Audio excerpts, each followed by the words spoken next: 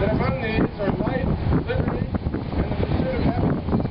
That to secure these rights, governments are instituted among them, deriving their just powers from the consent of the government.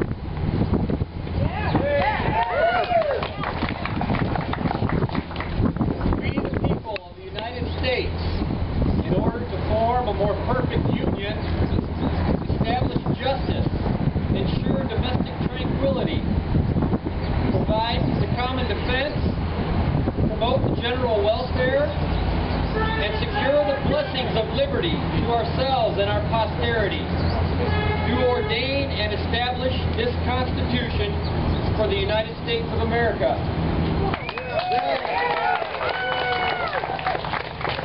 Read the Bill of Rights, the first 10 amendments. Amendment 1. Congress shall make no law respecting an establishment of religion, prohibiting the free exercise thereof, or abridging the freedom of speech, or of the press, or the right of the people peaceably to assemble, and petition the government for redress of grievances.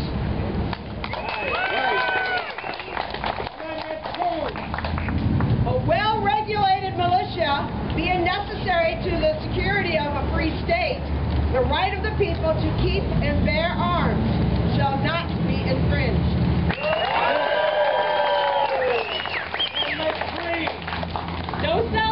No soldier shall in time of peace be quartered in any house without the consent of the owner, nor in time of war, but in a manner to be prescribed by law. Amendment 4. The right of the people to be secure in their persons, houses, papers, and effects against unreasonable searches and seizures shall not be violated, and no warrant shall issue but upon probable cause supported by oath or affirmation, and particularly describing the place to be searched and the persons or things to be seized.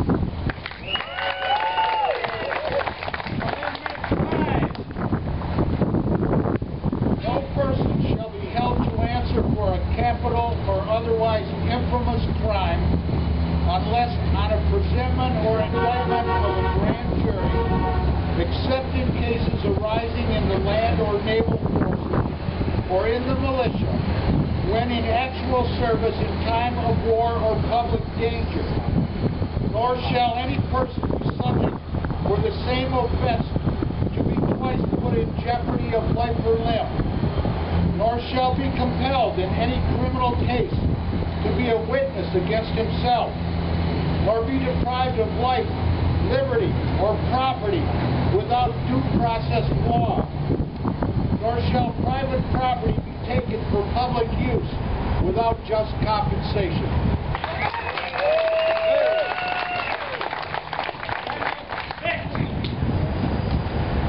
In all criminal prosecutions, the accused shall enjoy the right to a speedy and public trial by an impartial jury of the state and district where the crime has been committed, which district shall have been previously ascertained by law, and to be informed of the nature and cause of the accusation, to be confronted with the witnesses against him, to have compulsory process of obtaining witnesses in his favor, and to have the assistance of counsel for his defense.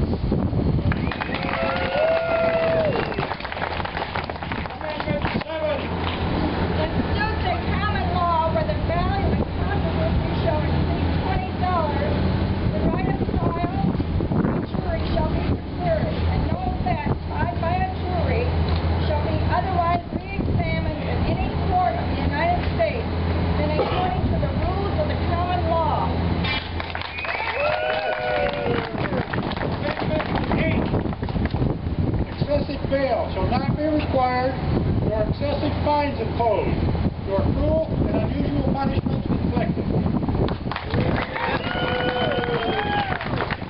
Amendment 9. The enumeration in the Constitution of certain rights shall not be construed to deny or disparage others retained by the people.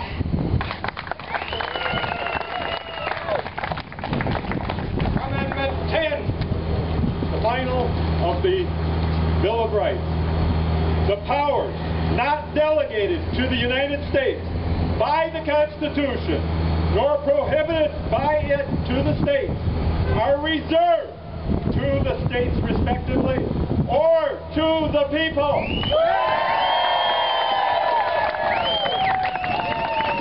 And while I can't vote this year, I'll be doing all that is in my power to get the right people elected. And in 2012, I can't wait to join you in electing a new president. Who cares about the American people and is willing to listen and is willing to abide by the Constitution. Starting right now, we must lead a charge right into November. We must spread the word about what we're doing and show off those candidates that best meet our personal expectations. Share these candidates with your friends, with your families, and with your neighbors. Because even the slightest eye-opening fact about a candidate can change someone's vote. And let's be clear, this isn't a Democratic thing, this isn't a Republican thing, this is an American thing. So let me ask you again, Lenawee County, how's that hopefully changing stuff working for you? Remember that. When you go to vote in November, remember that. Time is now as we work together, united together, to reclaim and proclaim our county, country, binding principles, and elect those who represent them. Yes. Can we save America? Yes, we can! Say it! Yes, we can! You betcha! In December of 1773, to protest unjust taxation, a group of American colonists dumped tea in the Boston Harbor. The punishment of our first Tea Party in our history was a series of intrusive laws passed by Parliament that they were so oppressive that they could only be referred to as intolerable acts.